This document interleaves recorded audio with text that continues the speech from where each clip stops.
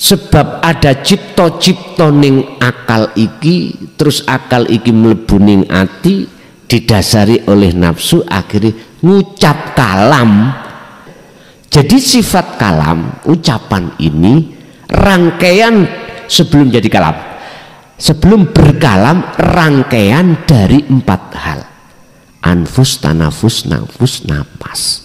Udah, jadi 4 perkara ini tidak bisa keluar dari sifat kalam. Ini perbedaannya. Jadi satu persatu perbedaannya itu, tapi sampai kesuwen ngoten niku. Sampai cukup tahu aja lah, untuk masuk kepada ketemu Allah di sifat kalam bisa. Piye carane nufus sampai niki aja bisa dipengaruhi dengan akal. Sing akal iku orientasinya dari nafsu. Jangan. Piye carane? Ngeten. Assalamualaikum warahmatullahi wabarakatuh. Para pemirsa yang dirahmati Allah Subhanahu wa taala, pada kesempatan kali ini kami akan menyajikan sebuah tausiah dari Kiai Haji Mukhlason Rosid dari Mojokerto. Marilah kita sama-sama menyimak dan mendengarkan apa yang disampaikan oleh beliau. Ketika kita beragama apapun tapi belum condong hati kita pendidikan tauhid, mohon maaf, kalau miturut surat Al-An'am itu kita masih dikatakan menyekutukan atau menduakan Tuhan. Kita punya iman yang menduakan Tuhan. Ambu apa iki? Wangi kembang. Lah ngeten nggih. Mesti iman kita sumber datangnya wangi adalah dari kembang, kan makhluk, Pak. Berarti kita telah menduakan Tuhan. Ini maksudnya dinu tauhid itu di situ. Kita masih menduakan, kalau bahasa umat Islam, menduakan Allah. Karena ruhaniyah kita, imannya menghadapnya tidak ini wajah tu wajah, wajah Allah, tidak. Tetapi kita memandangnya, menghadapnya, bersaksinya, berimannya, iman kita, ruhaniyah kita terhadap apa? Lilladzi fatarus samawati wal ard, samawat wal ard, langit dan bumi, makhluk isi langit dan bumi. Makanya kita iman, punya iman, muncul sumbernya bau wangi ini dari kembang. Kembang ini makhluk. Lah wis, kita telah menduakan Allah miturut agama tauhid. Wis, agama yang mengesahkan pada Tuhan. Urusan agama secara dohir jenengan A sampai Z monggo. Yang terpenting, adakah pendidikan ruhaniyah Anda ditarik untuk menuju dan bertemu terhadap sing ngetokno bau harum mang. Yang bau harum itu tidak jauh, mausufnya yang disifatinya itu tidak jauh dari kita, dekat. Bahkan kalau dalam Al-Quran Allah katakan wa nahnu aqrabu ilaihi min hablil warid, lebih dekat. Berarti umpama guyonan nggih, endi sih Gusti Allah iki? Yo antarane aku dengan kembang iki. Piye, Pak? Sik bingung. Ngopi kopi dhisik. Ngopi kopi dulu. Kita untuk mengenal ana itu di situ. Sebab wa ana rabbukum fa'budun. 92 Al-Anbiya niki lho. Kopi nyantai mawon. Kula nggih ngoten kok. Monggo Pak. Kopi. Engko nek sepanang-panang stres sampean.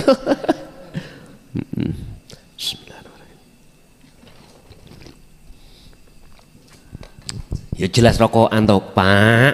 Mari ngombe kok gak rokokan iku kaya kecut.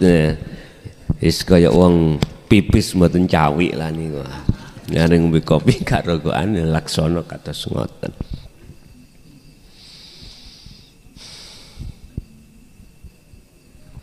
Ibu bapak, banyak yang mengklaim agama A sampai Z itu kebenarannya masing-masing. Tapi aneh,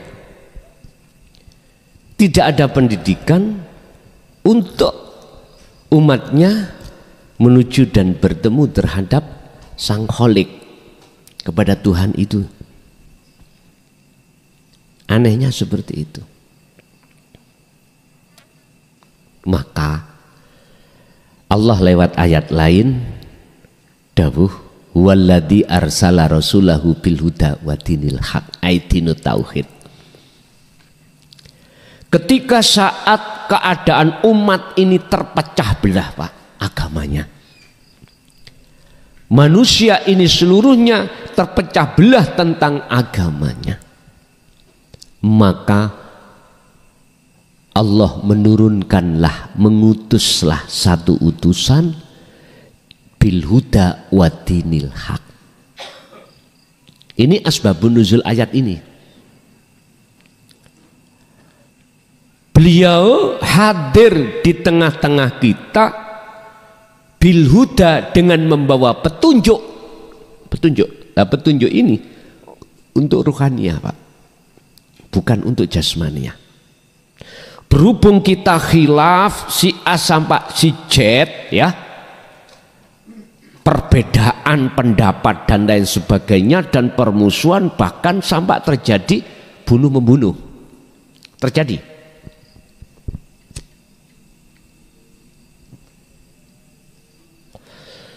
Allah mengutus utusannya untuk membawa hidayah wa dinil haq, dan beragama bertauhid, dinut tauhid, agama yang bertauhid.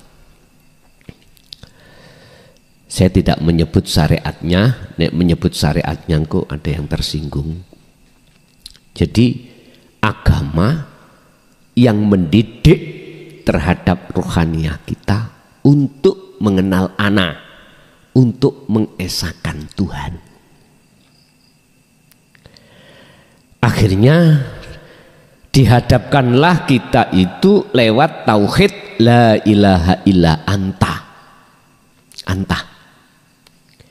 Artinya kita sudah tidak bicara Allah nama, kita juga tidak bicara huwa sifat, enggak. Kita bicara anta, zat. Nanti di dalamnya zat ada lagi. Karena apa? Karena kita sudah menganggap bahwasanya Allah itu sudah dekat, Tuhan itu sudah dekat miturut hati jenengan. Berhubung jenengan menerima bil huda wa dinil haq, petunjuk yang telah disampaikan utusan Allah atau guru-guru akhirat kita, sehingga jenengan iki bisa memahami, menerima sedikit demi sedikit ajaran tauhid itu. Terjadilah dalam hati jenengan satu sikon, di mana jenengan dulu kebingungan, tidak ada rasa nikmat, kedamaian dalam hati karena jauh dari Tuhan. Sekarang Tuhan terasa dekat. Inilah yang menurut Kanjeng Nabi itu disebut imannya sudah ihsan. Jikalau kau tidak bisa melihat dan bertemu wujudnya Allah, ihsan itu. Fa'ilam taroh, ya, dalam hatimu setidaknya itu merasa Allah itu dekat, selalu melihat dan memonitor terhadap kita. Dimanapun jenengan berada dan apapun aktivitas yang jenengan lampai, hati jenengan sudah terasa bahwasannya selalu dilihat oleh Allah. Nah, inilah cara makom itu muraqabah. Makom jenengan itu sudah terasa dekat Allah itu. Ini sudah nikmat Pak, luar biasa baru ketemu jenengan. Jenengan di hati itu sudah seweneng si A yang jenengan temui nanti sudah ada di rumah. Walaupun jenengan menunggu mulai pagi sampai sore di teras, hati sampean yakin si A di dalam rumah, sampean iki lega ning ati. Tapi nek gak ada rasa keyakinan si A itu tidak ada di rumah, bingung Pak. Mohon maaf, niki tamu ning griya ya ngono, bingung. Iki kelasan ana apa gak ya? Ngoten. Tahu kok takok bingung. Tapi salah siji santri mengatakan, wonten griya Pak. Duka ndekok, duka piye? Duka turu pun sampean nonton. Lho, sampean rentosi, sampean tunggu. Biasanya niku jam gansal dibuka. Nek mboten luar kota. Kados ngaji nek bisa ditempuh habis maghrib bisa bertemu jam 5 sore. Ada seperti di Prigen Pasuruan ini kan bisa kami tempuh habis sholat maghrib saya berangkat Pak, nyampe di sini mboten terlalu telat nemen lah. Umpama telat 5 menit sudah biasa. Tapi kalau mesti ngebut Pak, mesti ngebut dari Bangsal sampai ke Pasuruan kula lebut. Nah, kula kebut. Harapane ben gak keri ambek jamaah ngoten. Kadang-kadang ya kados ngene wau keri kula salati jamaah keri ya wis gak apa-apa. Ngoten. Maksud hati nyampe di sini jamaah kalih jenengan beliau kalih Yai Arifin yes. Tapi wong nyatane waktune mboten nutup padahal pun kula kebut ngoten. Pun us yakin tinggal ketemuan aja. Allah berjanji dalam surah Al-Ankabut ayat 5. Barang siapa di dalam hatinya ada satu keinginan untuk bertemu aku, kata Allah, wujudnya, mboten nama lo ya, mboten sifat, mboten dat, tapi wujudnya ada di dalam hidup itu, dat, dalam dat itu. Maka fa inna ajalallah la'at, Allah berjanji pada waktu yang sudah Allah tentukan pertemuan itu pasti terjadi. Makanya nek gak terjadi di dunia jenengan iki kholwat kok yo ora wusul-wusul, mesti ketemu ketika jenengan iki setelah mati secara jasmani. Jangan khawatir jenengan. Yang terpenting jenengan itu ada keinginan bertemu Allah. Lah, sedangkan orang yang ingin dalam hatinya ada keinginan bertemu Allah hanya orang yang bertauhid Pak. Gak ada selain daripada itu. Walaupun agama sampai A sampai Z, tapi kok menolak agama asal muasal tauhid ini. Gak ada hati sampai ingin ketemu Allah. Yang ada ketemu siapa? Kemewahan dunia. Lu itu kemewahan dunia yang disebut hubbus syahawah, dan ini dinas Allah dalam Al-Quran Pak. Memang begitu manusia itu. Kalau di dunia tidak ingin bertemu Allah alias mendustakan pertemuan terhadap Allah, maka dia sesungguhnya hanya selalu ingin bertemu dan bertemu kesenangan dunia. Mengapa demikian? Karena kita sesungguhnya mengikuti jadi budaknya hawa nafsu. Mbak mati Pak. Monggo nyantai mawon kalih ngeses. Kula sampun diprotes ngaji kok ambek rokokan. Ora duwe tata krama ngoten. Kok ambek ngombe barang. Iya Bapak. Orang berpendapat seperti itu ya haknya. Jangan disalahkan. Sing penting masuk di dalam hati jenengan kali kula ngoten mawon. Nah, apa repot-repot.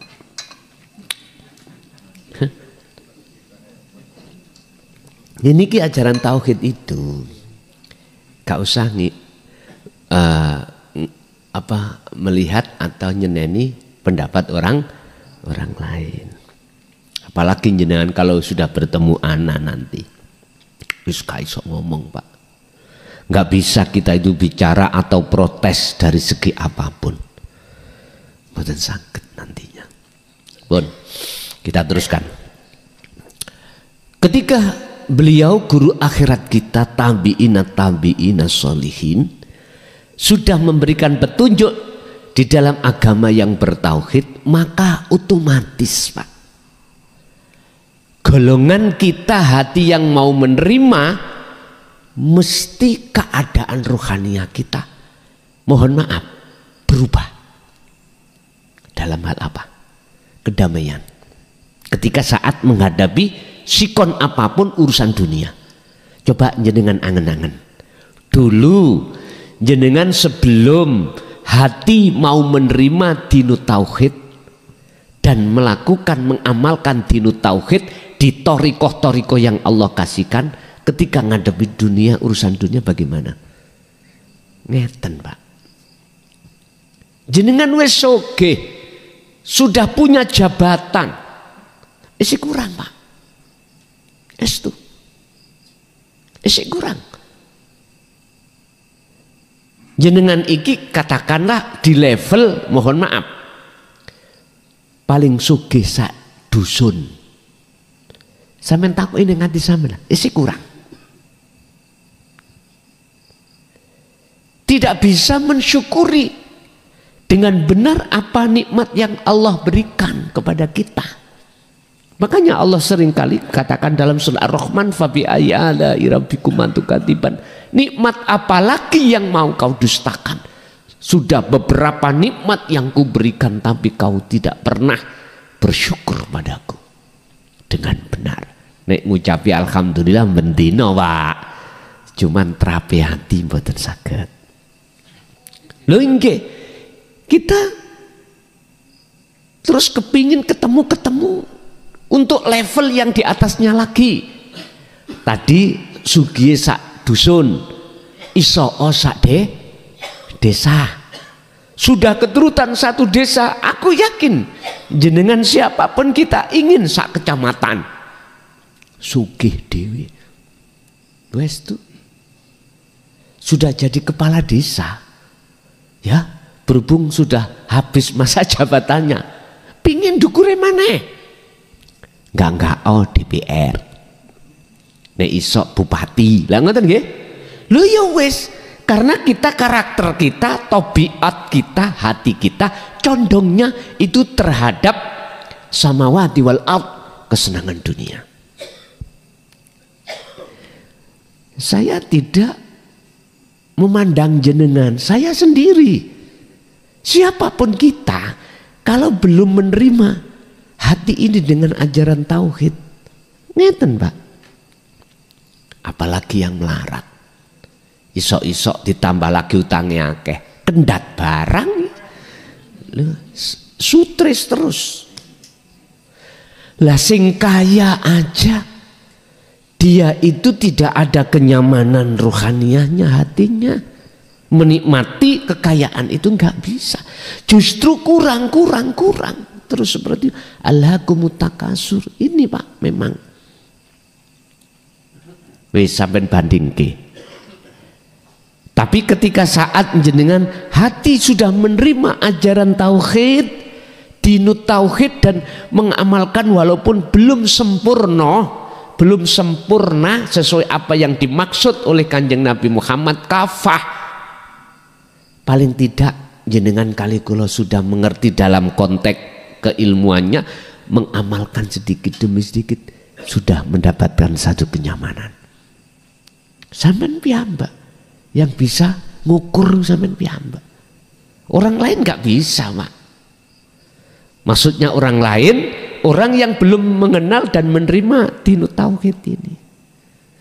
Jenengan yang sudah bisa membedakan piye bagaimana saat ketika jenengan sudah menerima dinu tauhid dan mengamalkan, keadaan hati jenengan dan bagaimana sebelumnya. Beda banget. Padahal jenengan tasik dugi anta. si merasa Allah itu dekat, belum bertemu. Secara otomatis kesadaran dalam hati sampean muncul, subhanaka inni kuntu minadz zalimin. Ternyata kita dulu mulai akil balik sampai berpuluh tahun ini zalim pada Allah.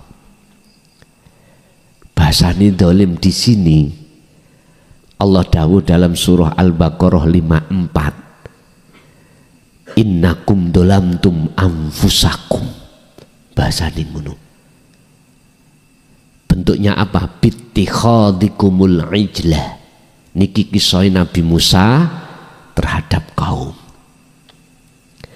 Kaum Nabi Musa itu secara fisik nyembah anak sapi, Pak. Disebut pedet. Anak sapi. Dia mempunyai keyakinan ini bisa memberkahi, ini bisa mendatangkan kekayaan, ini bisa menolong kita. Itu secara dohir. Padahal itu kinayah, sanepan aja. Innakum sesungguhnya kau sekalian umatku iku dhalamtum, berbuat zalim kamu sekalian anfusakum terhadap dirimu. Artinya hidup pada dirinya ini dizalimi.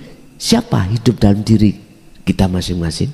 Kalau sudah sampai ke anta kan itulah Allah wujudnya lagi itu toh. Kalau sudah ditauhid anta menuju ana, maka Allah itu dekat, sehingga bahasa hidup dalam diri kita itu bukan hidup kita. Sebab manusia tidak punya hak untuk mengakui hidup. Yang berhak mengakui hidup adalah wujudnya Allah itu. Bapak Ibu, akhirnya jenengan fatubu, bertobat dengan bentuk dandani iman, merevolusi iman. Yang tadinya iman saya harumnya datangnya dari kembang, sekarang beda. Lawang Allahu khalaqakum wa ma ta'malun. Allah ngelimputi segala-galanya, al-mukhit, dan apa yang muncul dan timbul dalam kembang iku ya parani sangka Allah. Akhirnya iman sampai jatuhnya itu pada yang memiliki nama Allah itu, bukan makhluknya.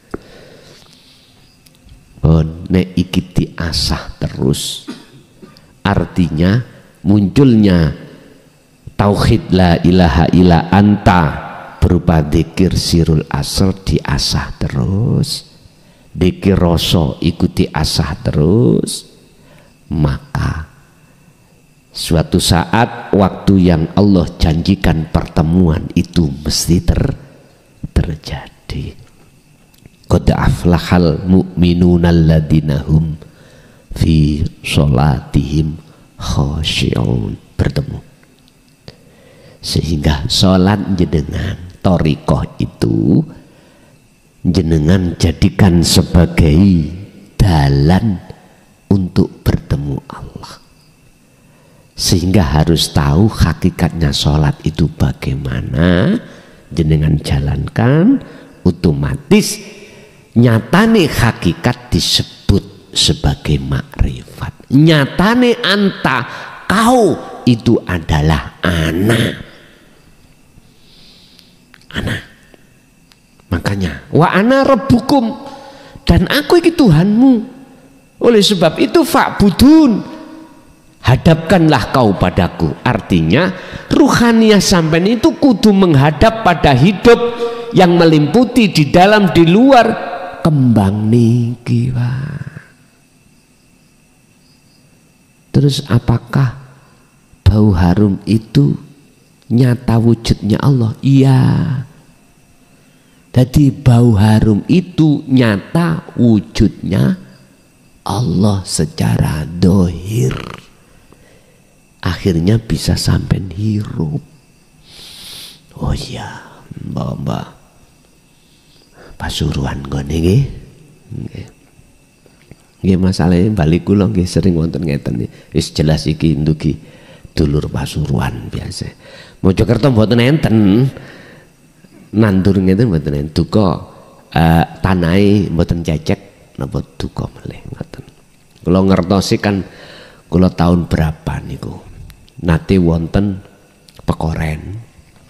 Ketepatan niku nggih kang ipar kula Yai Khozin niku adike Gus Muhin, Yai Muhaimin, Abdullah Muhaimin. Jadi kula siyen nggih nate ngrencangi kang niku teng Saben. Nggih nandur ngeten iki. Ngoten. Pekoren. Bapak Ibu hadirin jamaah rahimakumullah. Terus bagaimana caranya? Dengan mudah. Jenengan ini untuk ketemu anak. Wis. Jenengan ojo ngalih dugi griyane si A tadi. Tunggu ono terus. Ning ngomong lho Pak nggih. Sampean pun ngalih, pun pergi sampean. Sampean harus menunggu si A itu tadi keluarnya. Otomatis sampean harus bermodal ikhlas sabar. Mesti nanti ketemu, mesti Pak Kadek. Walaupun jenengan lama ditemoni mulai pagi ditunggoni ning gini rumah di teras sampai sore ketemu, mesti. Kadang-kadang nggak sampai sore lah, entah itu jam 12 jenengan dibarani. Itu suka-suka si A. Allah juga begitu, suka-suka Allah menemui kita. Bapak Ibu, itu maksudnya bagaimana? Bittikhadikumul ijla, dalam hati jenengan sisingkan, lepaskan dengan cara faktulu anfusakum. Jadi selain Allah di dalam hati jenengan, bukan Allah nama ya, selain sesuatu yang tidak bisa kami sebut, yang disebut dunia ini, manakala masih ada dalam hati Anda, lepaskan. Faktulu, kalau bahasa muradnya gini, faktulu podo matenono sira kabeh anfusakum ing awak dhewemu. Ini kalau salah faham mesti gini, bunuh diri.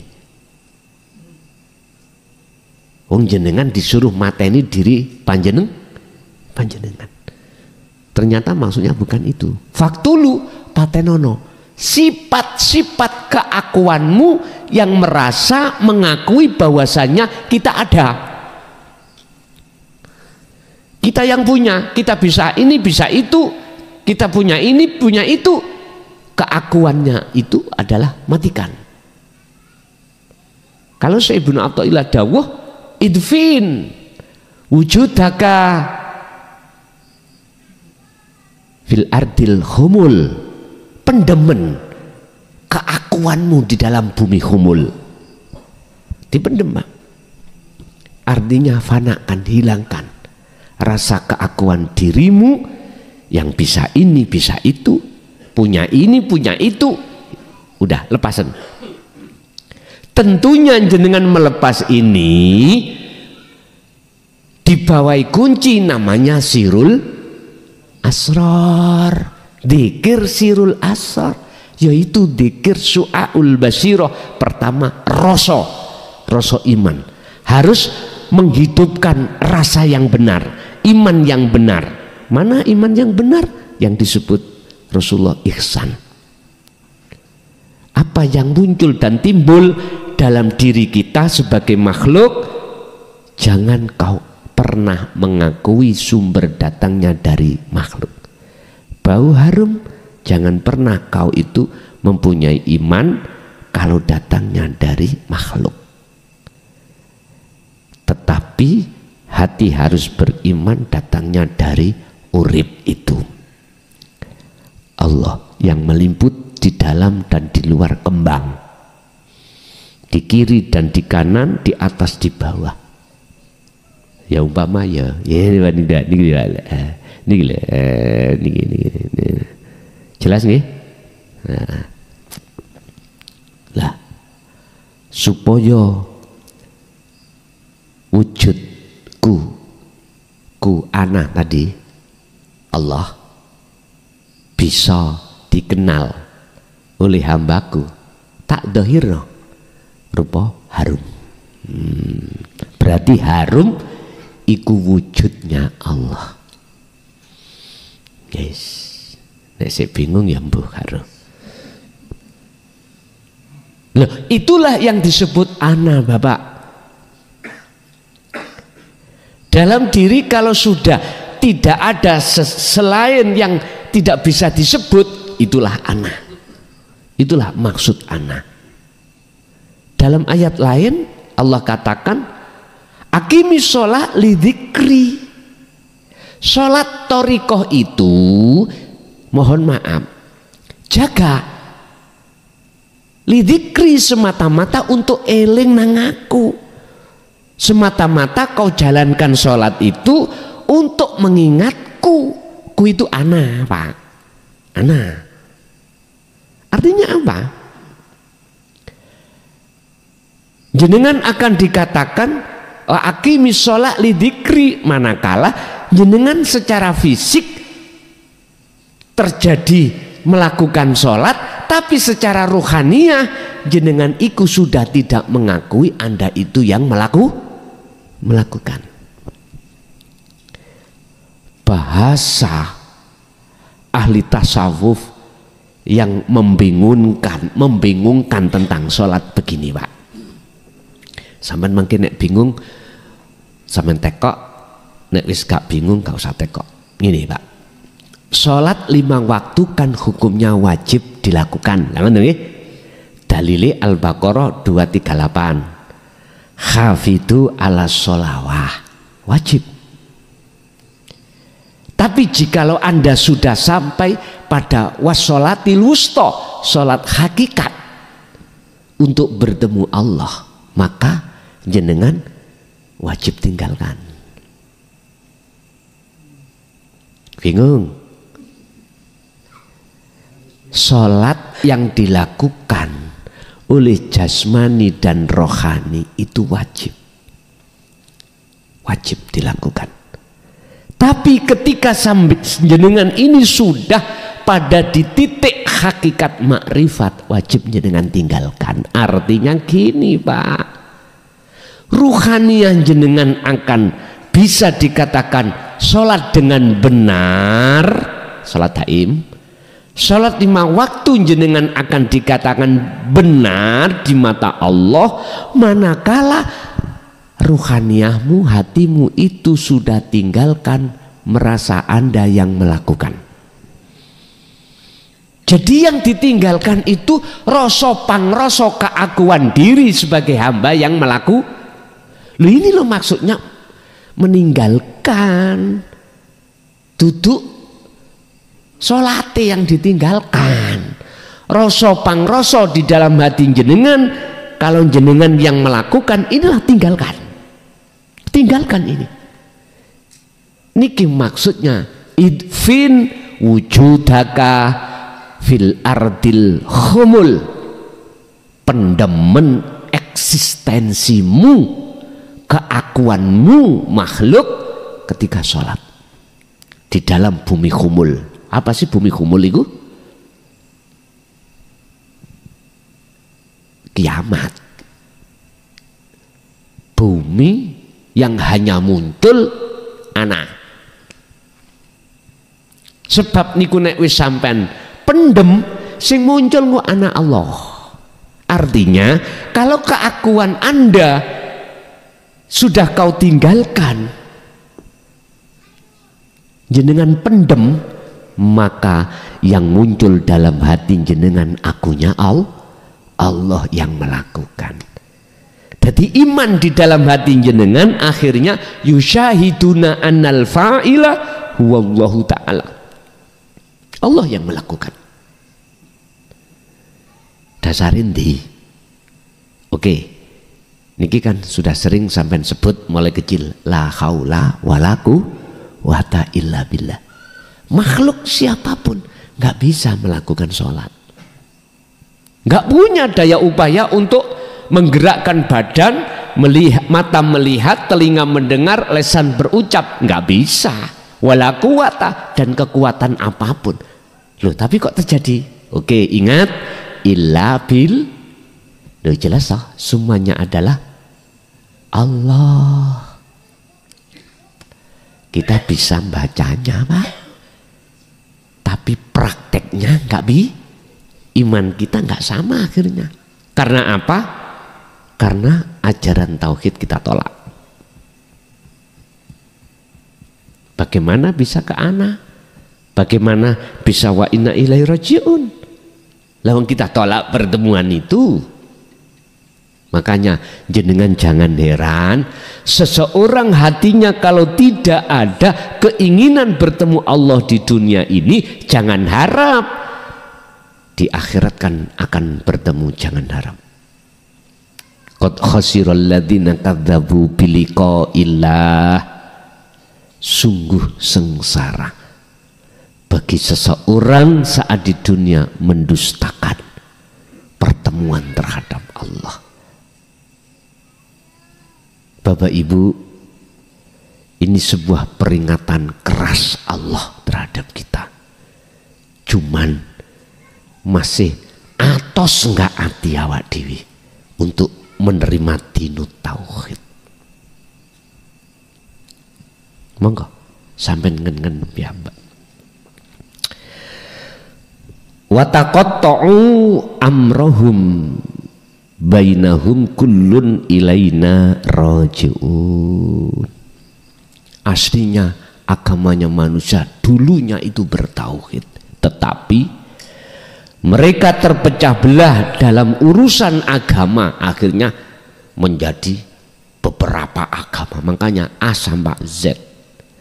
Mereka di antara mereka masing-masing golongan itu semua tetap akan kembali kepadaku untuk mempertanggungjawabkan. Oleh sebab itu, sebelum datangnya paksaan Allah untuk kembali, mari kita kembali dulu. Ora penak lho Pak nek dipaksa iku Pak. Wah, jan ra penak. Nek jenengan kali kula dipaksa untuk kembali, kalimat paksaan itu menyimpan murka Allah. Tapi nek jenengan dengan kesadaran diri, wa anibu ila rabbikum, kembali kepada Tuhan lewat agama tauhid itu, maka yang terjadi rahmatalil alamin. Rahmat enak mangga jenengan kalau sudah mengenal ana, iya, ketika menghadapi situasi dunia boten gelisah, boten gampang khawatir, karena sudah los, selain Allah sudah tiada. Bapak Ibu hadirin, inilah yang kumaksud ummatan wahidah, umat tunggal beragama tauhid. Itu awalnya. Akhirnya muncullah berbagai macam pandangan, wawasan, agama-agama yang lain berpendapat. Lah sekarang tak balik no maneh nang negeri asalmu. Negeri asalmu ummatan wahidah, tak kembalikan negeri asalmu. Urusan kok terima gak kok terima terserah, sebab ini lakum minhu nadhirum mubin. Saya tidak ada paksaan untuk mengajak mau kembali kepada asal, ndak. Ingat, nadhir tugasnya para nabi dan utusan-utusan yang lain, guru akhirat adalah memberikan penjelasan dengan sejelas-jelasnya, dengan pertimbangan supaya umat itu tidak keliru dalan-dalani nafsu, ben selalu berjalan di atas jalan Allah. Wis mungkin nek isih tetep bandel ya wis, itulah datangnya tanda-tanda wa ahlaknahum, dan aku hancurkan semua manusia yang tadinya sudah saya kasih peringatan masih tetap bandel, ya sudah, wa ahlaknahum, dan ku hancurkan kamu semuanya.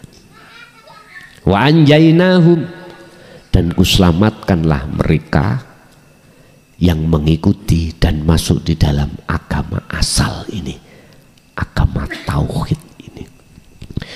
Wa qala lan dawuh sapa Allah di dalam surat Ali Imran ayat 19, Pak.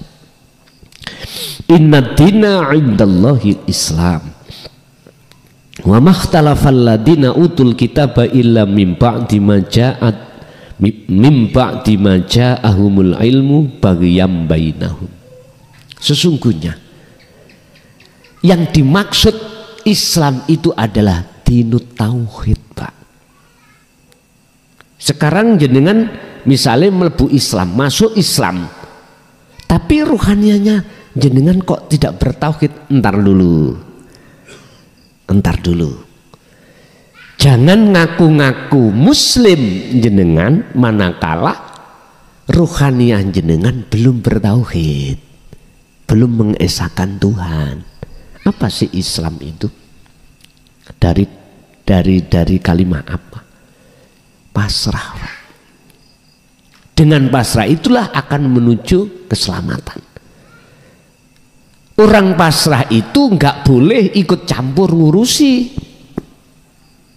Makanya wa aslimulahu, sebelum aslimulahu jenengan ketemu Allah dulu. Sebelum pasrah Anda harus tahu siapa yang Anda pasrahi. Lah jenengan harus menemui seseorang yang dipasrah.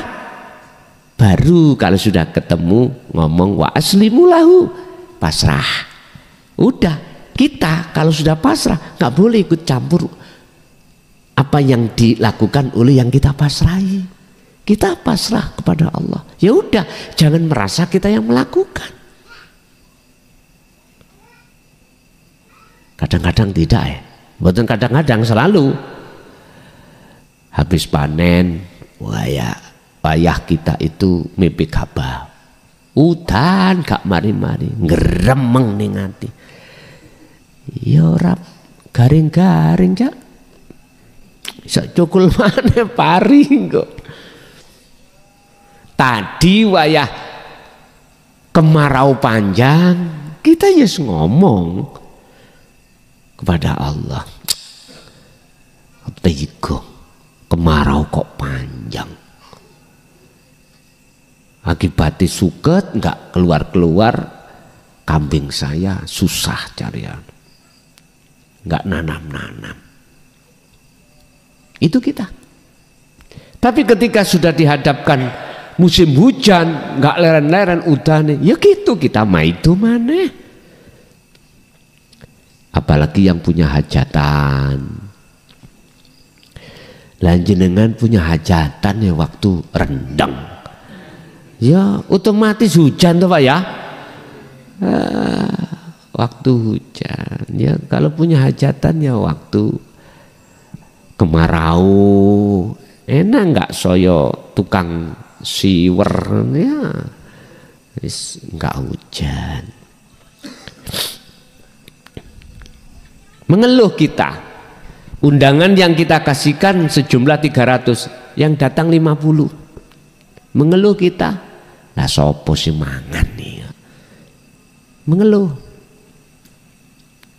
Lanjenengan ngundangi yo bareng-barengan, Sawal, ya toh? Selo enggak, Suroyo enggak, besar, apalagi kepala desa Pak, mohon maaf ya Allah, isok-isok kalau Sawal besar niku double 3. Nggih kula nggih ngeten, nek didik ya budal, nek gak duwe dhuwit ya sepurone ngoten. Ya cari bulan-bulan yang tidak ada orang yang punya hajat, ya toh. Suro misalnya atau ruah gitu. Baru banyak yang bowo, nah, banyak yang ganti. Ramadan nih, walimah nawan-nawan.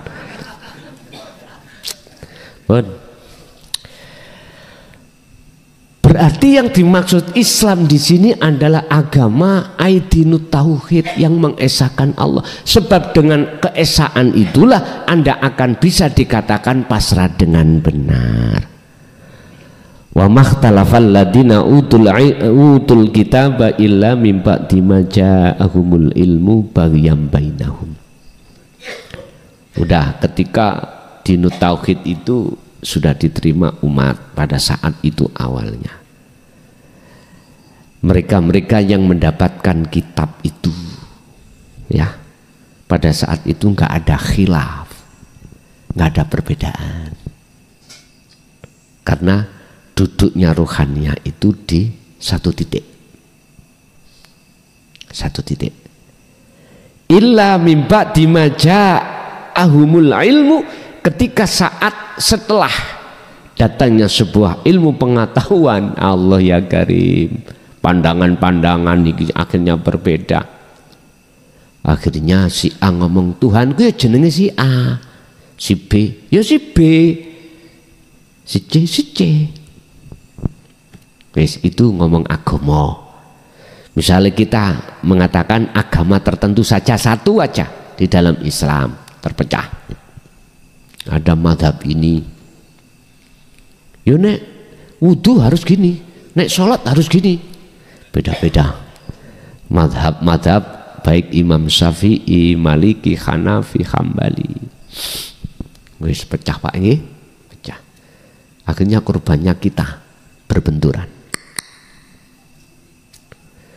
Bapak Ibu, urusan perpecahan itu sih nggak masalah, beda pendapat, monggo. Tapi kembali kepada asal, bertauhidlah gitu loh maksudnya. Kalau bertauhid, jenengan pasti tidak akan menyalahkan yang mengikuti madhab Syafi'i, nggak menyalahkan yang mengikuti madhab Maliki, begitu seterusnya. Kalau bertauhid, kalau tidak, fanatik Pak.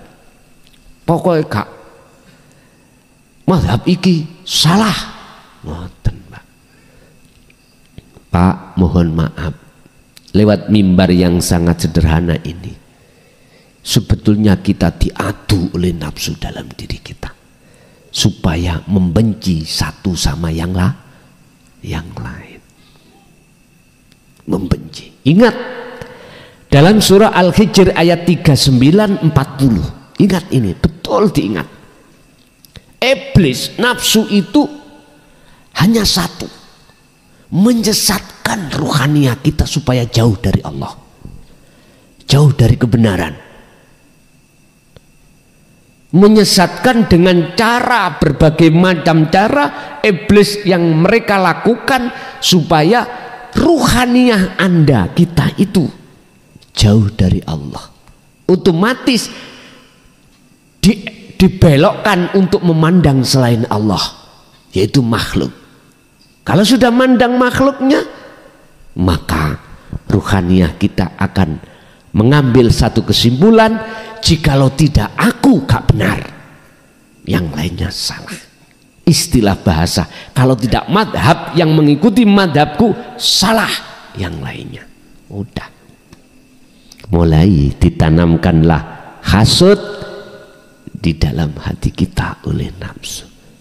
Kita diadu Pak, di dalam tubuh Islam sendiri, diadu antara NU dengan Muhammadiyah dengan yang lain, karena beda pandang.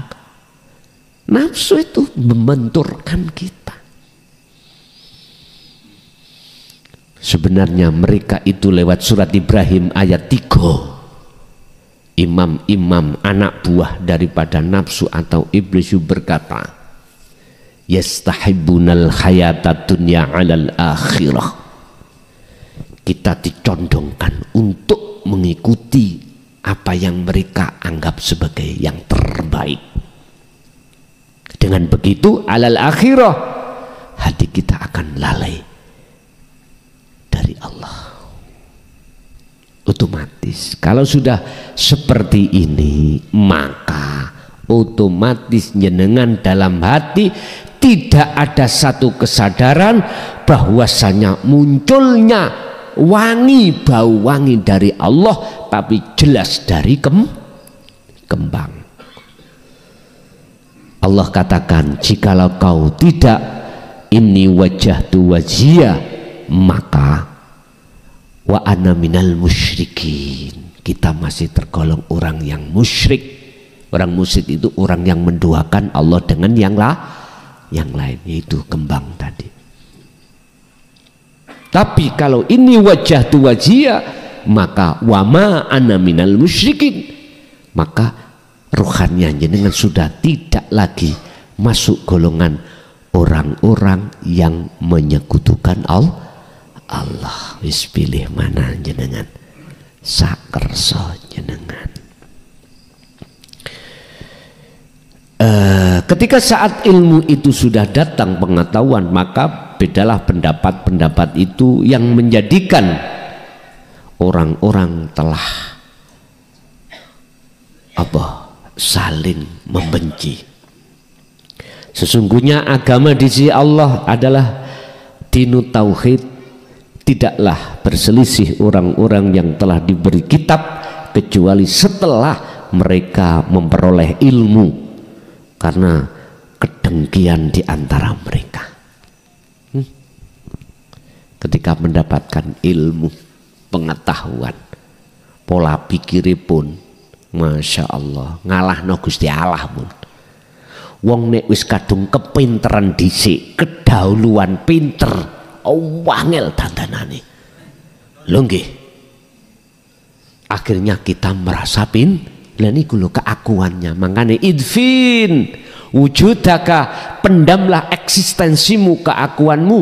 Orang merasa alim fil ardil khumul, di dalam bumi khumul. Kalau tidak, yaitu wangel. Atau orang kalau sudah kedahuluan sogeh dhisik, payo ning ngati merasa tidak sogeh ngono gak iso, Pak. Ning ngati merasa dudu aku sing sugih, cuman Allah, mboten saged, Pak. Untuk menghilangkan keakuan kita yang kaya susah, sebab kedahuluan kaya. Kecuali jenengan gak duwe, wis mlebu tauhid terus dadi wong sugih, lah niki aman wis. Seperti beliau Syekh Abu Hasan As-Sadzili. Sudah ketata tauhid ruhaniyah jenengan pada Allah. Walaupun jenengan iki di posisi wong sing alim, orang yang kaya raya, punya jabatan, nggak akan hal ini menghalangi ruhaniyahmu untuk bertemu Allah, nggak bisa. Justru ini kau jadikan sebagai syariat tumpaan untuk bertemu Allah. Akhirnya jenengan inilah yang dimaksud dalam satu ayat di dalam Al-Quran. Semua harta benda kau jadikan pengorbanan untuk berjalan di atas jalan Allah. Inilah, karena sesungguhnya kita sudah tidak merasa, tidak mengimani kalau kita makhluk yang memiliki, karena semuanya adalah milik Allah. Buktinya bongkoyo gak digowo, gitu ya. Ya bojo ayu jaduk ya disirik tonggo. Harta warisan segitu banyak dijadikan sebagai rebutan oleh ahli waris. Akhirnya lali anak-anak kita ahli waris, bingung bagine, lali nek duwe utang pae di utang ora disaur-saur. Makanya jenengan sebagai anak kita, ketika ditinggal orang tua meninggal, apa yang harus kita bahas? Hutang. Adakah hutangnya? Kita ambilkan dari harta warisan itu, kita ambilkan, kita selesaikan. Enggak kebanyakan sekarang anak itu rebut royoan mboten rebut nyauri utangi orang tua. Itulah kita zaman now ya, zaman sekarang kebanyakan seperti itu Bapak. Barang siapa ingkar terhadap ayat-ayat Allah, maka sungguh Allah sangat cepat perhitungannya. Wa may yakfur bi ayatillah fa innallaha sari'ul hisab. Pun jelas. Ingkar ayat-ayat yang dimaksud adalah ajaran di dalam dinut tauhid. Ya sudah. Sekarang kita kembalikan pada diri kita, agama apa secara fisik kita? A sampai Z. Silakan. Yang terpenting dalammu bertauhid. Udah beres. Kalau Islam, Anda rohaninya harus hakikat ma'rifat. Kalau selain Islam, bertauhidlah kau. Esakanlah Tuhanmu. Dengan cara, apakah di dalam kitabmu itu ada pengajaran dinut tauhid atau enggak? Kalau enggak, keluarlah. Cari mana agama yang mengajarkan tentang ketuhanan. Udah itu. Itu semuanya demi keselamatan rohaniamu di dunia ini, lebih-lebih di akhirat. Sebab semua itu nanti akan kembali kepada asal. Entah tempatnya masing-masing. Oke Bapak Ibu hadirin jamaah rahimakumullah, itulah apa yang bisa kami sampaikan sebelum kita masuk dalam sesi tanya jawab, karena ini kita masih halal bihalal Pak nggih. Kula piyambak khususnya datang beliaunya beliau Ki Arifin, barangkali khususnya datang jenengan ada kalimat saya selama ini yang kurang berkenan dalam hati jenengan atau ada perasaan ketersinggungan, kula atas nama pribadi mukhlason nyuwun agungi pangapunten datang panjenengan sedaya. Pun monggo menawi ada yang perlu ditanyakan, kami persilakan. Pada tanggut Gus, masalah sirul asor kalian napas nupus, napas anfas tanapas nupus, menapa niku perbedaannya dos pundi Gus? Ngoten. Nggih, kalian niku kolwat Gus. Kula pengertiane kolwat niku cara-carane dos pundi Gus? Ngoten. Nggih, matur sembah nuwun. Assalamualaikum warahmatullahi wabarakatuh. Waalaikumsalam warahmatullahi wabarakatuh. Sirul asr itu dari segi makna di dalam rahasia itu masih ada beberapa rahasia. Kita ngucap lafaz Allah, di dalam lafaz Allah itu ada rahasia. Baik ucapan secara lisan maupun secara hati. Di dalam ismudat nama Allah itu ada rahasia. Ini yang harus kita buka supaya jenengan ini estu betul-betul mengetahui apa rahasia di belakang nama atau sifat atau zat atau hidup. Sebab dengan begitu memudahkan jenengan itu berkholwat dan bertemu Allah yang sesungguhnya. Itu makna daripada sirul asrar. Cara praktek kholwat di dalam sirul asrar adalah jenengan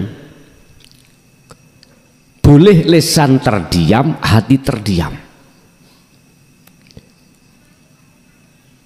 Cuman jenengan ini membangun rasa. Di dalam hati jenengan itu ada rasa atau iman. Tergantung imannya kemana. Umpama ketika saya menghirup bau harum, mesti ning ati ada iman. Ada pangrasa bahwasannya harumnya keluarnya sumbernya dari itulah iman.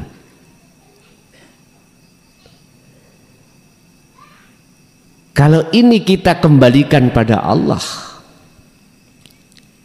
segala hal apapun yang terjadi baik langsung atau tidak langsung, langsung berkenaan dengan kita, tidak langsung berkenaan dengan makhluk lain. Hati jenengan harus ada pangrasa, pangiman, berupa satu kesadaran bahwasanya timbul dan munculnya itu dari saklebete urip. Itulah Allah Subhanahu wa ta'ala. Itulah namanya sirul asror. Makanya di situ ada tahapan sirul asror. Su'aul basirah adalah rasa, ainul basirah berarti bertemu. Hakul basirah pernyataan. Ketika kita membangun rasa iman hanya pada Allah setiap saat dan waktu, setiap napas ini, maka otomatis akan naik satu tingkat hakul basirah. Di dalam sirul asror itu ada hakul basirah, pertemuan itu terjadi. Bahasa sederhana, ruh akan bertemu Allah. Gambaran tetanda ruh bertemu Allah, ruh itu tiada nama, Allah Khalik tiada nama, mata melihat tiada nama, udah nggak ada. Itulah namanya ahad, namanya bertemu. Ini cara jenengan berkholwat, baik secara khusus maupun secara umum. Yang jelas kholwat maknanya adalah yakfur bittohuti wa yu'min billah, tinggalkan iman selain Allah dan membangun iman hanya pada Allah. Saya bicara Allah jangan dimaksud nama, saya bicara hidup jangan dimaksud itu adalah sifat, jangan. Yang kumaksud Allah atau hidup dat adalah laisa kamislihi syai'un. Itu makna daripada kholwat. Caranya jenengan boleh diem, baik jasmani maupun hati ruhaniyah Anda berjalan rasa, nyambungno rasa urip, nyambungno rasa nang roh terhadap urip. Setiap kejadian apapun, intinya nanti di dalam hati jenengan hanya satu pangrasa bahwasanya semua yang berperan hanyalah Allah Subhanahu wa ta'ala. Wis sampean mata hati jenengan wis tidak bisa melihat wujudnya makhluk, wis mboten saged.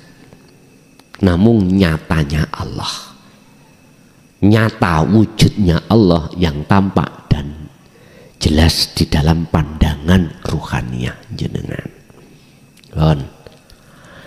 Terus proses daripada antara napas, nufus, anfus, tanafus, Bapak Ibu, memang ada beberapa proses. Yang 4 proses ini jadi satu menjadi sifat kalam Allah. Sifat kalam itu terpecah rangkaian 4 hal. Apa itu? Nufus, anfus, tanafus, napas. Saiki apa di antara perbedaan keempat itu? Kalau kita bicara anfas, jenengan ini ning akal iki kan wonten cipta-cipta. Nah ngoten nggih. Wonten cipta. Iki nek pun jenengan dewasa, nek belum dewasa dereng. Nek pun dewasa maka anfas di dalam akal jenengan muncul. Enak ingin iki seneng cewek iko ayo. Masalah iko sendenan kayu. Jadi wis cipta-cipta muncul. Lah cipta iku ngabari nanggone hati. Ketika ngabari iku disebut sebagai tanafus. Tanafus. Mudune anfas ke hati iku namanya tanafus. Wis. Inilah nanti akal itu apakah ditunggangi nafsu apa ndak?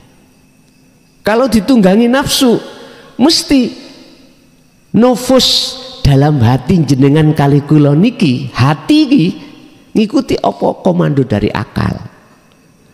Enak nek rabi kae sendenan kayu jati awakmu temenan wis ngomong singane niki konsultasi terus omong-omongan terus niki.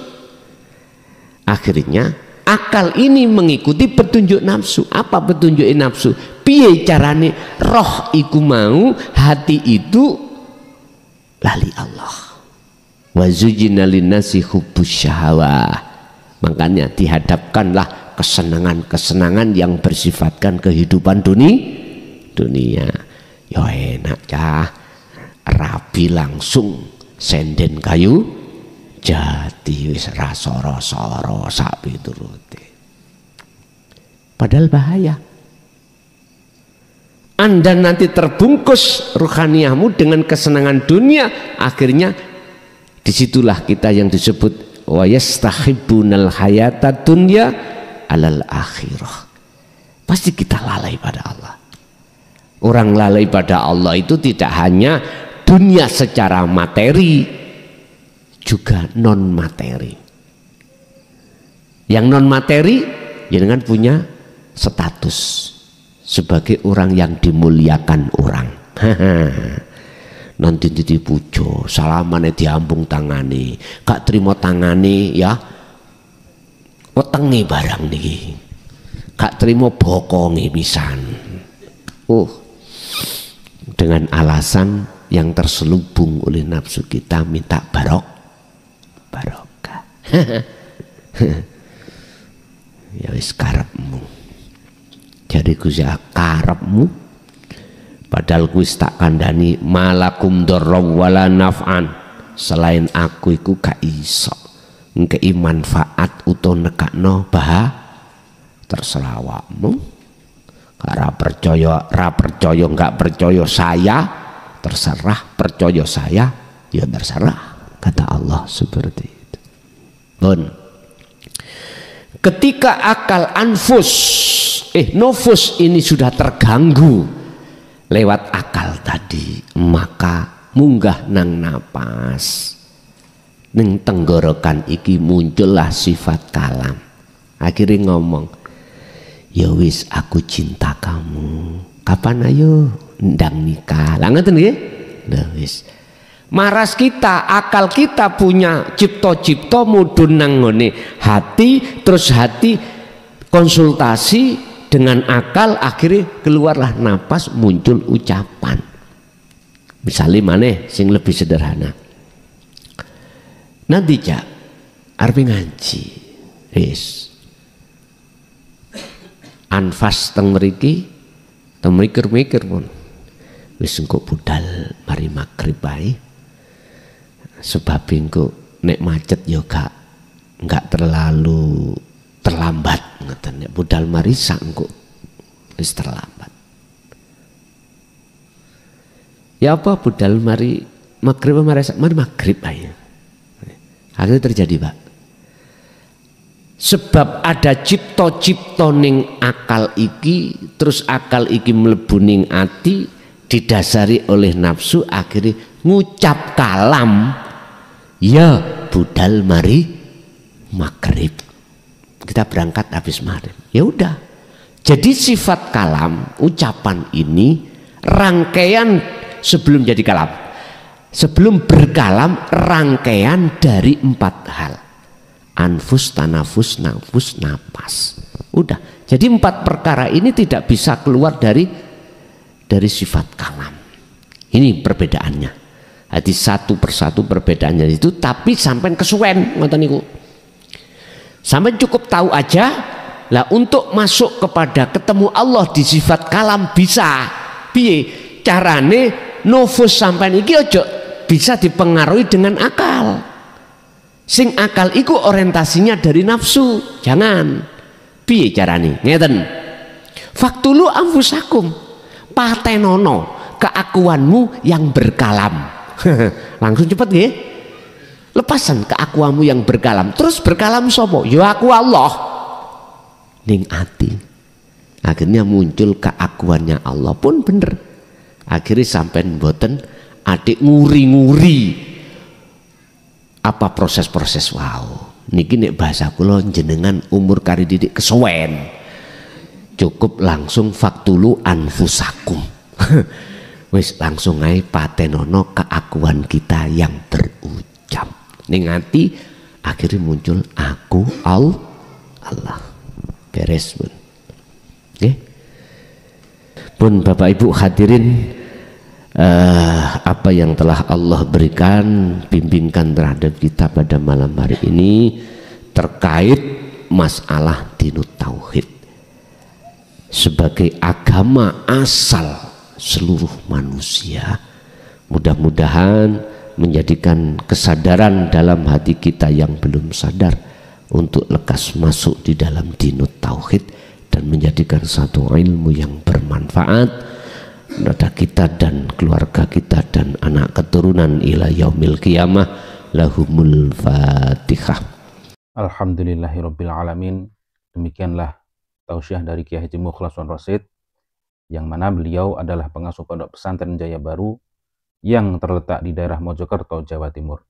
Tepatnya yaitu ada di Kecamatan Bangsal, Desa Sumbertebu, Jalan Perjuangan.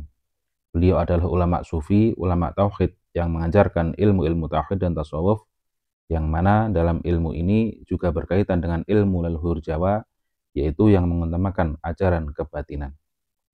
Ilmu tasawuf dan tauhid ini adalah ilmu yang bertujuan supaya seseorang bisa mencapai ma'rifatullah, atau ma'rifat kepada Allah, atau biasa disebut oleh orang-orang Jawa ilmu sejati. Dan ilmu tasawuf atau tauhid ini mengajarkan supaya manusia tidak tersesat nantinya. Tahu sejatinya diciptakan itu harus bagaimana, dan ketika sudah meninggal dunia harus ke arah mana jalannya.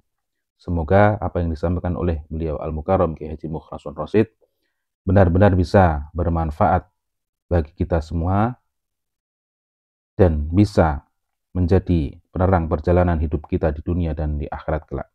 Demikian, semoga bermanfaat. Wa'afu minkum. Wassalamualaikum warahmatullahi wabarakatuh.